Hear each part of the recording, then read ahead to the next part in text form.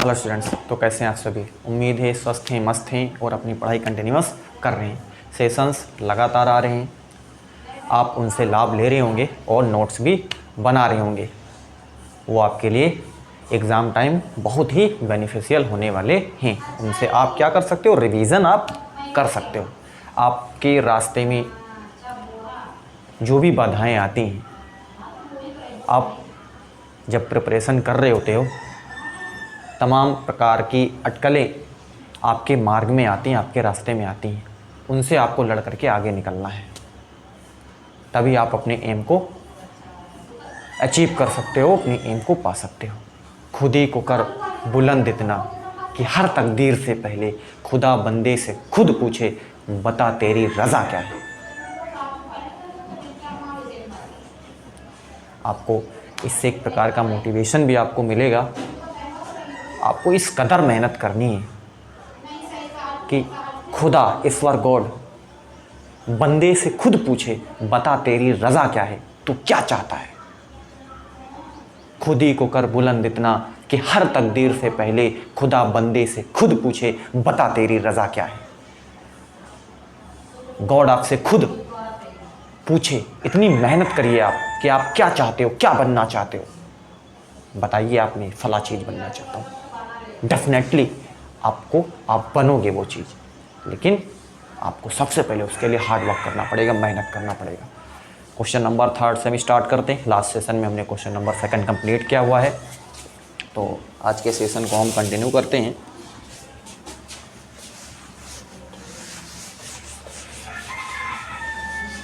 मैंने जो आपको अभी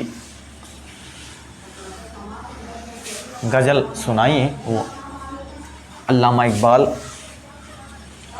के द्वारा रिटन है ना, और आपको इससे काफ़ी सीख भी मिलेगी। चलिए, अगला क्वेश्चन है,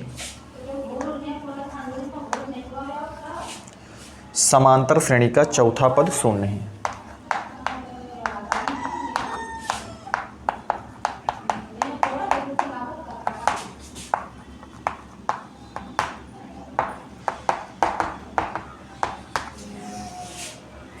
सिद्ध कीजिए कि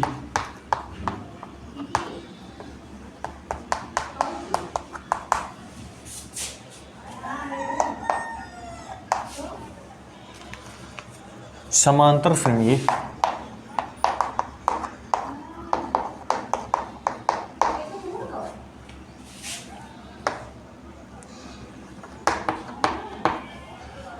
पच्चीसवां पद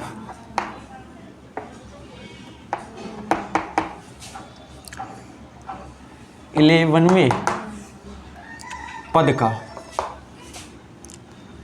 3 गुना होगा।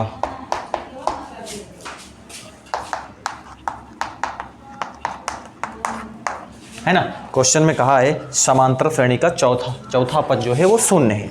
सिद्ध कीजिए कि समांतर श्रेणी का 25वां पद, सिद्ध कीजिए कि समांतर श्रेणी का 25वां पद 11वें पद का 3 गुना होगा। इसमें ओवरऑल आपको प्रूफ करना है ना, प्रूफ ये करना है कि समांतर श्रेणी का जो 25वां पद है वे 11वें पद का 3 गुना है। ये आपको क्या करना है, दिखाना है। चलो, आपको यहाँ पर दिया हुआ है समांतर श्रेणी का चौथा पद जो है वो शून्य है, यानी कि A4 आप बोलोगे, है ना। जो चौथा पद है वो क्या है, शून्य है, तो A4 बराबर आपको क्या दे रखा है, शून्य। A4 को आप क्या लिखोगे, A4 को आप लिखोगे A + 3D बराबर क्या लिखोगे आप, 0 लिखोगे, तो A बराबर -3D। इतनी बात आपको पता चले कि नहीं पता चले। आपसे ये बोला हुआ है कि A4 बराबर कितना है, 4 है ना। चौथा पद जो है, देखो A4 का मतलब चौथा पद बराबर शून्य है। A4 को आप लिख सकते हो A + 3D, है ना। A4 बराबर जो होता है A + 3D बराबर 0 है, A बराबर -3D। चलो आगे देखिए, समांतर श्रेणी का 25वां पद, आप 25वां पद देखिए, A25। 25वां पद क्या होगा, आप बताओ, A + 24D। आपको यहाँ पर ये ध्यान देना है, जैसे आपसे पूछा 25वां पद बताइए, तो 25वां पद का मतलब है A + 24D। आपसे पूछा कि 10वां पद बताइए, तो 10वां पद का मतलब है A + 9D। आपसे पूछा कि 15वां पद बताइए, तो 15वां पद का मतलब है a+14d, है ना। आपसे पूछा कि 21वां पद बताइए, तो a+20d, ऐसे आपको मालूम होना चाहिए, यानी कि एक आपको यहाँ पर कम करना रहता है ना। a25 है तो a प्लस आपके पास कितना हो जाएगा, 24d हो जाएगा। अब देखो a यहाँ से आप इसको रख सकते हो, a25 बराबर एक जगह पे -3d + 24d, यहाँ पर कितना बचेगा आपके पास 21d। आपको यहाँ पर दिख रहा है 24d है, माइनस का 3d मतलब ये, इसको 2 बोल देते हैं, 21d। आपसे 11वां पद देखो, इसको आप क्या लिखोगे, आप लिखोगे a+10d, डन, है ना। a11 बराबर a जो है -3d आपको यहाँ से मालूम है +10d, और आपको यहाँ पर दिख रहा है 10d में से आपको 3d घटाना है, मतलब कितना हो जाएगा 7। इसको नंबर आप क्या देख रहे हो 3। अब आप 25 जो 25वां पद है और जो 11वां पद है, इसको आप देखो, इसको देखो और इसको आप देखो, इसमें आपको क्या नज़र आता है, इसमें आपको ये नज़र आता है कि a11 जो है वो 7d है, a25 जो है वो 21d है, मतलब जो आपके पास 25वां पद है वो 11वें पद का कितना है, 11वें पद का कितना है, जो 25वां पद है वो 11वें पद का क्या है, 3 गुना है या नहीं है, आप ही बताओ। 7 3 21 होता है, 7 3 21d है ही है ना। एक बार ध्यान से सोचो शांत मन से, मैंने ये कहा कि जो 25वां पद है मतलब 25वां पद 21d है, जो 11वां पद है वो आपके पास 7d है, तो 25वां पद 11वें पद का, जो 25वां पद है 25वां पद 11वें पद का कितना है, 11वें पद का 3 गुना है, मतलब इसमें जब आप 3 से गुणा करोगे तब जाकर के 25वां पद आपको मिलेगा, तो 25वां पद 11वें पद से 11वें पद का 3 गुना है। समीकरण तो इसे हम लिख देंगे, समीकरण 2 व 3 से स्पष्ट है कि a25 जो है a11 का 3 गुना है। बस यही आपको क्या करना है, प्रूफ करना है, प्रूफ्ड। ठीक है, तो इतना नॉर्मल था, आपके 2 नंबर इसमें पक्के हो जाएंगे और आपको इसमें ज़्यादा कुछ और करना भी नहीं है। ठीक है, अगले क्वेश्चन मूव करते हैं, आप इसका स्क्रीनशॉट लीजिए।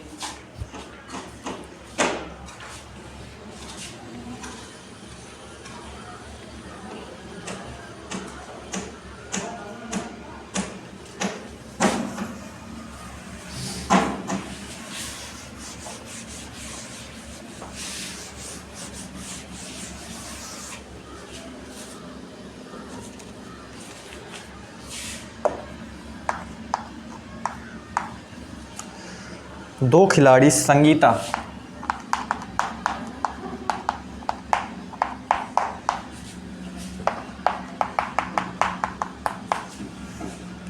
और रेशमा टेनिस का एक मैच खेलती हैं।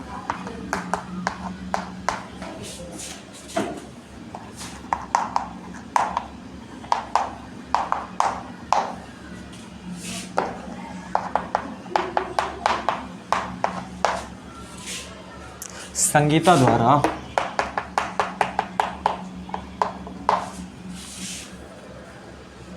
मैच जीतने की प्रायिकता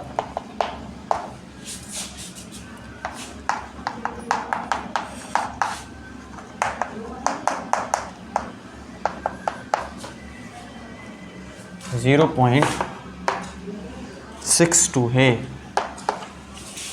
रेशमा के जीतने की प्रायिकता ज्ञात कीजिए।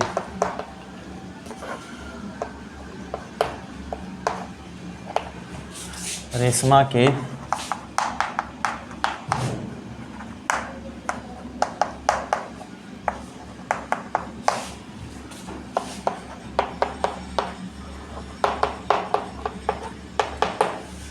ये क्वेश्चन आपसे बोला हुआ है। क्वेश्चन को मैं रिपीट करता हूँ। क्वेश्चन में कहा है दो खिलाड़ी संगीता और रेशमा हैं, दो प्लेयर हैं संगीता और रेशमा, टेनिस का एक मैच खेलती हैं, है ना, जिसमें संगीता द्वारा मैच जीतने की प्रायिकता 0.62 है ना। संगीता द्वारा मैच जीतने की प्रायिकता जो है वो 0.62 है। रेशमा के जीतने की प्रायिकता ज्ञात कीजिए।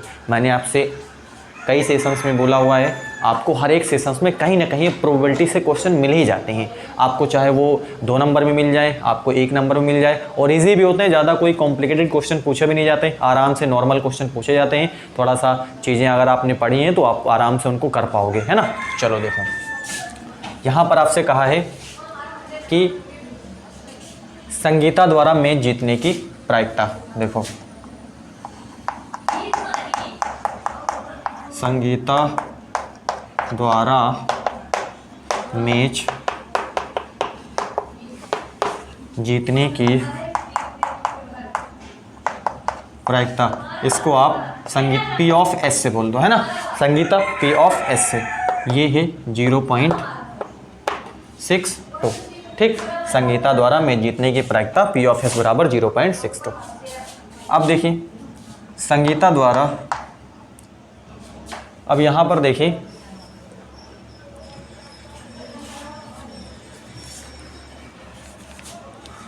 आपको बोला संगीता द्वारा मैच जीतने की प्रायिकता आपके पास 0.62 है। तो आप बताइए संगीता द्वारा मैच हारने की प्रायिकता, है ना। अब देखिए संगीता द्वारा मैच जीतने की प्रायिकता जो है वो 0.62 है। संगीता द्वारा मैच हारने की प्रायिकता क्या होगी? सिंपल है, आपको इसको P ऑफ S डैश से आप क्या कर दीजिए, इसको दिखा दीजिए, और आपको 1 में से सीधे माइनस करना होता है ना। जीतने की प्रायिकता आपको बोला हुआ 0.62 है, तो हारने की प्रायिकता 1 माइनस 0.62 हो जाएगी ना। 1 में से आपको क्या करना होता है, माइनस करना होता है, बस उसको उसका, है ना। अगर हारने की प्रायिकता तो जीतने की प्रायिकता उसका उल्टा, मतलब आपको क्या करना होता है, माइनस करके उसको आपको निकाल लेना होता है ना। जीतने की प्रायिकता दिया है तो हारने की प्रायिकता 1 माइनस 0.62 हो जाएगा। तो आप यहाँ पर इसको निकाल सकते हो, 0. ये 9 में से 6 चला जाएगा, 3, ये हो गया 0.38। तो संगीता द्वारा मैच हारने की जो प्रायिकता है वो PS डैश बराबर आपके पास 0.38 आया, ठीक है। अब हमसे कहा है रेशमा के जीतने की प्रायिकता। अब जब ये हारी है तो कौन जीतेगा? रेशमी तो जीतेगी। एक बार फिर से ध्यान से सोचिए, सुनिए आप। संगीता द्वारा मैच जीतने की प्रायिकता के पास 0.62, हारने की प्रायिकता क्या होगी? 1 माइनस 0.62 मतलब 0.38। अब जब संगीता हारेगी तभी तो रेशमा जीतेगी ना। तो इसका मतलब ये संगीता द्वारा मैच हारने की प्रायिकता है, इसका मतलब रेशमा द्वारा जीतने की प्रायिकता है। सिंपल है ना। अतः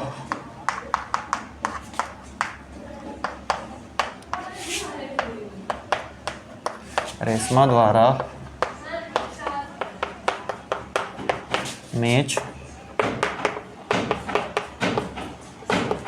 प्रायिकता यानी कि P ऑफ R, है ना, रेशमा, ये हो जाएगा 0.38, ठीक है। यही इसका आंसर हो जाएगा। उम्मीद है कि आपको चीज़ें इसमें बिल्कुल क्लियर हो गई होंगी। यानी कि जीतने की प्रायिकता आपको दी, हारने की प्रायिकता 1 माइनस कर दिए, है ना।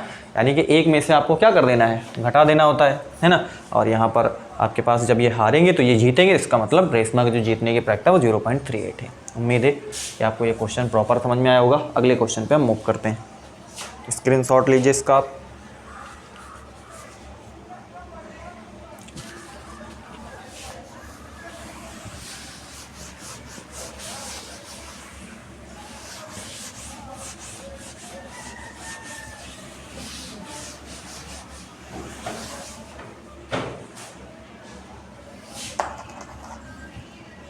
द्विघात समीकरण याद कीजिए।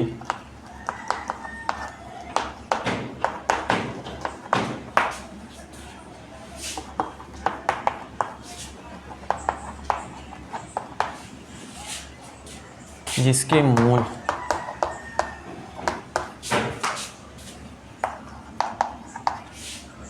थ्री और 1/3 ही है ना। आपको द्विघात समीकरण क्या करना है, यहाँ पर मालूम करना है। सिंपल है ना। द्विघात समीकरण आपको पता करना है। आपको मूल यहाँ पर दिए हैं। अगर आप जर्नली देखो द्विघात समीकरण आप कैसे यहाँ पर प्राप्त कर सकते हो। इसके दो मेथड हैं, आप किसी भी मेथड से द्विघात समीकरण को आप क्या कर सकते हो, पता कर सकते हो। चलो, द्विघात समीकरण का जो जर्नल तरीका होता है निकालने का वो क्या है, आप खुद ही देखो कि जर्नल फॉर्म में वो क्या है, वो है ax² + bx + c = 0। ये एक मानक क्या होता है, समीकरण होता है, द्विघात समीकरण। इसमें आपको a b c की वैल्यू आपको निकाल करके इसमें पुट करनी होती है, उसको वैसे आप कर सकते हो। चलो मैं दोनों तरीके आपको यहाँ पर बता देता हूँ, है ना। आप देखिए यहाँ पर अल्फ़ा बराबर 3 है, बीटा बराबर 1/3 है ना। अल्फ़ा बराबर 3 है, बीटा बराबर 1/ आपको 3 दे रखा है। मूलों का योग आपको पता है, मूलों का योग यानी कि अल्फ़ा प्लस बीटा बराबर क्या होता है, अल्फ़ा प्लस बीटा बराबर माइनस का b/a होता है। आपको ये मालूम है, अल्फ़ा जो है वो 3 है, बीटा जो है 1/3 है प्लस, है ना, माइनस का b/a। यहाँ पर देखिए 3 × 9 + 1/3 बराबर माइनस का b/a, ठीक है। तो ये 10/3 है ना, बराबर माइनस का b/a हो जाएगा, ठीक। एक ये है। आगे देखिए मूलों का गुणनफल, मूलों का गुणनफल ये अल्फ़ा × बीटा बराबर c/a होता है, ये आपको मालूम है। ये कितना है, 3 है, ये कितना है, 3 है, ठीक। चलो यहाँ पर देखें क्या हो जाता है, बराबर c/a, ये कट ही जाएगा, है ना। तो आपके पास 1/1 हो जाएगा और c/a कितना हो जाएगा, c/a, है ना। 1/1 बराबर कितना हो गया, c/a हो जाएगा, ठीक है। अब यहाँ से देखो, यदि आप देखोगे तो a बराबर यहाँ पर आप क्या निकल के आएगा, आपके पास c निकल के आया। a बराबर कितना आया, c आया। अब यदि आप सोचो यहाँ पर a बराबर यदि 1 है तो c बराबर भी कितना हो जाएगा, 1 हो जाएगा। सिंपल है, आराम से इसको आप कर पाओगे यहाँ पर, ठीक है। चलो अब यहाँ पर हम देखते हैं कि कैसे इसको हम आगे कर सकते हैं। आगे देखिए आप, a बराबर जो भी है, a बराबर 1 है तो c बराबर भी कितना है, 1 है। आप देख लो यहाँ पर, है ना, दोनों इक्वल हाई हैं। यहाँ पर a बराबर 1 है तो c बराबर 1 है। अब a बराबर 1 आप हम पुट करते हैं, a बराबर 1 इसमें अगर हम पुट करेंगे तो देखो 9 + 1/3 बराबर माइनस का b/1 हो जाएगा, ये 10/3 है ना, बराबर माइनस का b हो जाएगा, है ना। तो b बराबर कितना हो जाएगा, b बराबर हो जाएगा 10/3 हो जाएगा, माइनस में। ध्यान देना, ये माइनस लगा ना, तो माइनस में माइनस का 10/3 हो जाएगा। इतनी बात आपको समझ में आई। a बराबर c हाई है और b बराबर आपके पास माइनस का 10/3 है। अब मैं इसको इसमें पुट करके आपको दिखाता हूँ, है ना। एक और मेथड बताएंगे ताकि इतना आपको उलझना न पड़े इसमें, है ना, आपको आराम से वहाँ पर कर पाओगे आप, ठीक है। लेकिन रिज़ल्ट आप देख लो, वही रिज़ल्ट आता है या नहीं आता है उसको मैं आपको दिखा देता हूँ।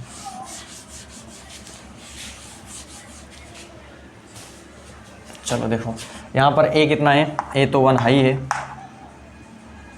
प्लस b जो है वो कितना है, माइनस का 10/3 है ना, x + c1 0, x² माइनस का 10/3 + 1 बराबर कितना हो जाएगा, 0। ये 3x² हो जाएगा, माइनस कितना हो जाएगा, 10x + 3 बराबर 0। ये आपके पास वो द्विघात समीकरण आएगा, 3x² माइनस का 10x + 3। अब हमको सेकंड मेथड आपको हम बताने वाले हैं, है ना। आप तो इसका स्क्रीनशॉट लीजिए। उम्मीद है कि आपको ये चीज़ें समझ में आई होंगी। इसमें ज़्यादा कोई कॉम्प्लिकेटेड चीज़ है ही नहीं, आराम से आप इसको सॉल्व कर पाओगे। लेकिन मैं आपको सेकंड मेथड बताता हूँ ताकि आप और ईजी आपको हो सके। कुछ बच्चों को ये चीज़ें नहीं समझ में आई होंगी, है ना। चलो देखो आगे देखिए, आपको मालूम है कि जो द्विघात समीकरण होता है उसका जर्नल सूत्र क्या होता है कि x square minus alpha plus beta x plus alpha into beta बराबर 0। अल्फ़ा और बीटा में जो द्विघात समीकरण होता है वो x square minus alpha plus beta x plus alpha into beta ये होता है। चलो एक्स स्क्वायर माइनस अल्फ़ा 3 है, ये 1/3 है, एक्स प्लस ये 3 इंटू 1/3 ना। अल्फ़ा बीटा आप रख दीजिए, जहाँ जहाँ अल्फ़ा बीटा उसको वापस रखना है आपको, है ना। एक्स स्क्वायर माइनस 3 3 9 प्लस 1 कितना हो जाएगा 3x प्लस ये कटे जाएगा 1 आ जाएगा बराबर 0। एक्स स्क्वायर माइनस का 10/3x प्लस 1 बराबर 0। आपको कुछ दिख रहा है कहीं? ये देखो सेम आपको दिख रहा है ना, एक्स स्क्वायर माइनस का 10/3x प्लस 1। सिंपल है ना, कितना आराम से हो गया। 3x स्क्वायर माइनस का 10x प्लस कितना हो जाएगा 3 बराबर, हर बराबर कर लीजिए हर जगह, और उधर 3 हो जाएगा, 3 उधर से गुणा हो जाएगा, 0 हो जाएगा पूरा। सेम वही चीज़ यहाँ पर भी और यहाँ पर भी। तो आप चाहे पहला मेथड लगाइए, आपको अगर ये समझ में आता है अल्फा और बीटा में जो द्विघात समीकरण होता है वो आपके पास ऐसे भी होता है, x square minus alpha plus beta x plus alpha into beta. आपको दो मूल दिए हैं, मतलब अल्फा और बीटा दिया हुआ है, बस इसमें आप पुट कर देना, इसको सॉल्व कर देना, वही आंसर आपके पास निकल के आ जाएगा। नहीं तो आप ऐसे भी कर सकते हो जो पहला मेथड मैंने लगाया था। दोनों मेथड आपको बता दिए, जो आपको प्रॉपर समझ में आया उसको आप उससे क्वेश्चन को बनाइए। ठीक है, अगले क्वेश्चन पे मूव करते हैं। आप इसका स्क्रीनशॉट लीजिए।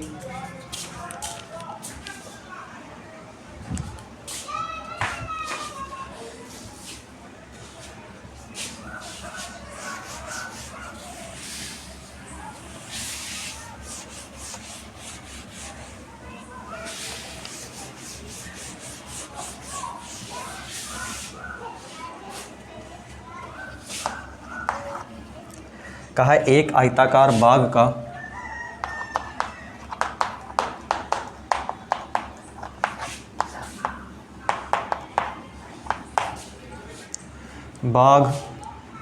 का अर्ध परिमाप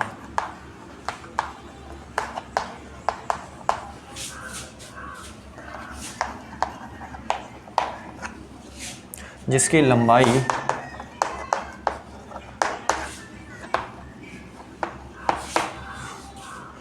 चौड़ाई से 4 मीटर अधिक है।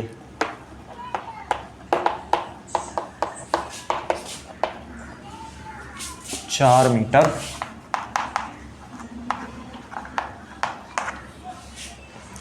बाग की विमाएं ज्ञात कीजिए।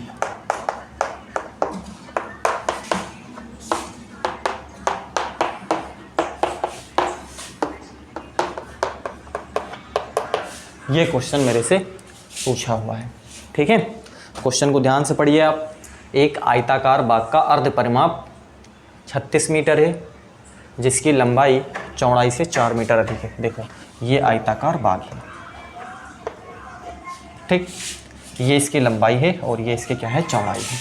इसमें कहा है लंबाई चौड़ाई से 4 मीटर अधिक है। अगर हम चौड़ाई को x मान लें, मान लिया चौड़ाई क्या है x मीटर है, तो लंबाई क्या हो जाएगी।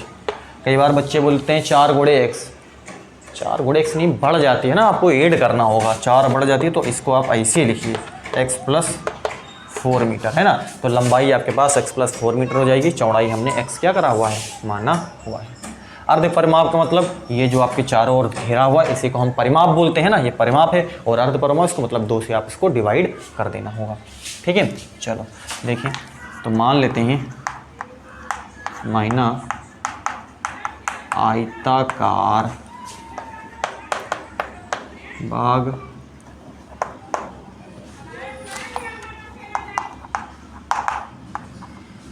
चौड़ाई x मीटर है। ठीक है, तो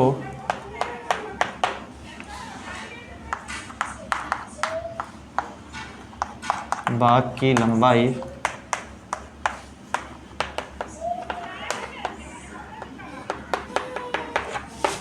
प्लस 4 मीटर होगी। सिंपल। चलो अर्ध परिमाप 36 है। देखो अगर आप देखो इसका परिमाप क्या हो जाएगा, इसका पूरा अगर आप परिमाप देखोगे तो 2, यहाँ पर देखो ये लंबाई है, ये भी लंबाई है, मतलब लंबाई आपके पास ये लंबाई है, ये भी आपके पास लंबाई है, और ये आपके पास क्या चौड़ाई है, ये वाली भी चौड़ाई है। तो इसका अगर आप परिमाप देखोगे तो 2 लंबाई प्लस क्या होता है, चौड़ाई होता है ना। परिमाप क्या होता है, 2 लंबाई प्लस चौड़ाई। और अर्ध परिमाप की बात करा है तो आयत, देखिए आयताकार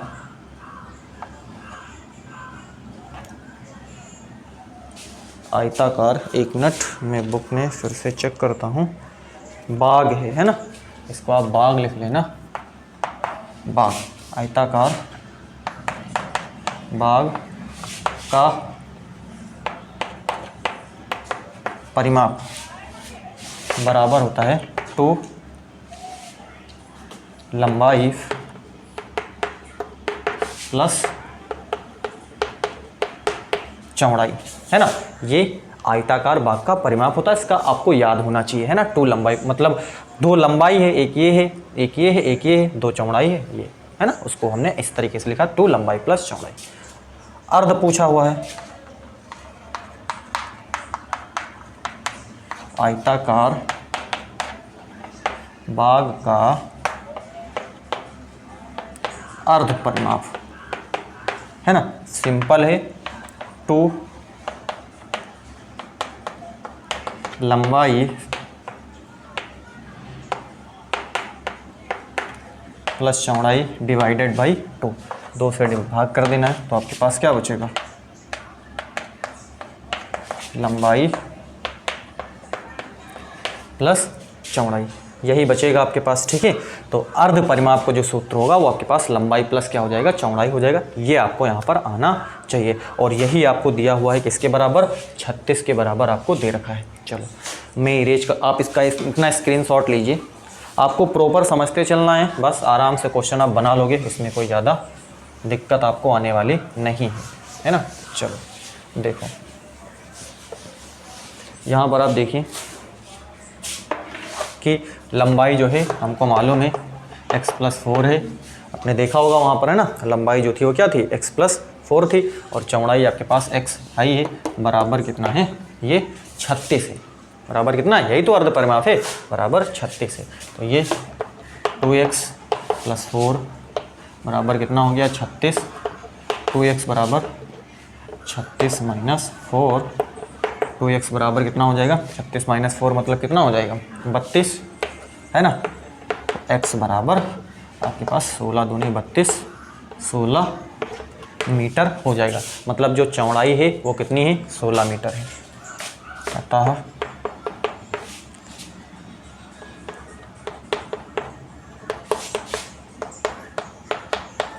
बाग की चौड़ाई बराबर 16 मीटर